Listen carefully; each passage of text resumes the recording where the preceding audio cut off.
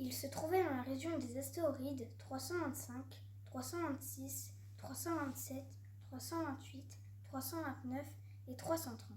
Il commença donc par les visiter pour y chercher une occupation et pour s'instruire.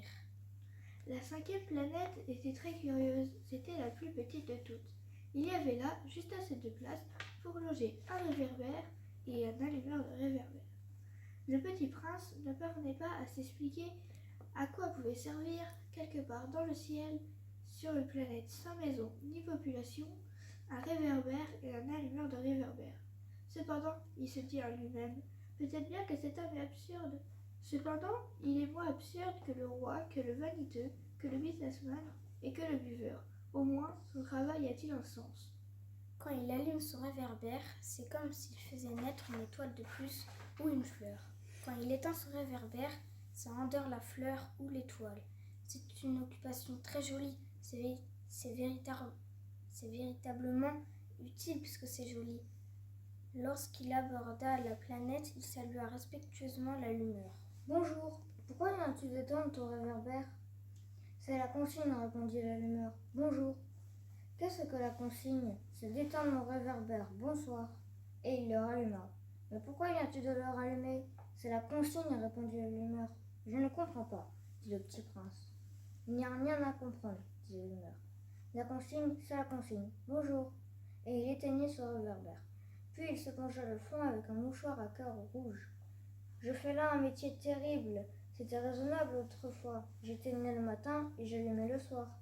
J'avais le reste du jour pour me reposer et le reste de la nuit pour dormir. Et depuis cette époque, la consigne a changé ? La consigne n'a pas changé, dit l'allumeur. C'est bien là le drame. La planète, d'année en année, a tourné de plus en plus vite et la consigne n'a pas changé. Alors, dit le petit prince, alors maintenant qu'elle fait un tour par minute, je n'ai plus une seconde de repos. J'allume et j'éteins une fois par minute. Ça, c'est drôle. Les jours chez toi durent une minute. Ce n'est pas drôle du tout, dit l'allumeur. Ça fait déjà un mois que nous parlons ensemble. Un mois ? Oui, 30 minutes, 30 jours, bonsoir. Et il ralluma son réverbère. Le petit prince le regarda et il aima cette allumeur qui était tellement fidèle à la consigne. Il se souvint des couchers de soleil que lui-même allait autrefois chercher en tirant sa chaise. Il voulut aider son ami.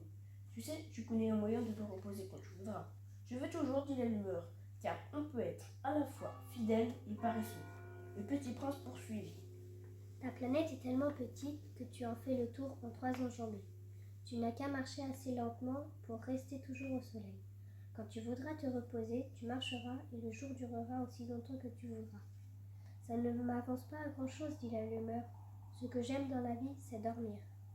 Ce n'est pas de chance, dit le petit prince. Ce n'est pas de chance, dit l'allumeur. Bonjour. Et il éteignit son réverbère. Celui-là, se dit le petit prince, tandis qu'il poursuivait plus loin son voyage.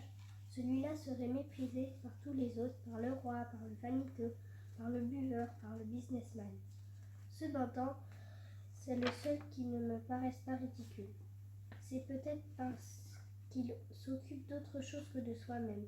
Il eut un soupir de regret et se dit encore. Celui-là est le seul dont j'eusse pu faire mon ami.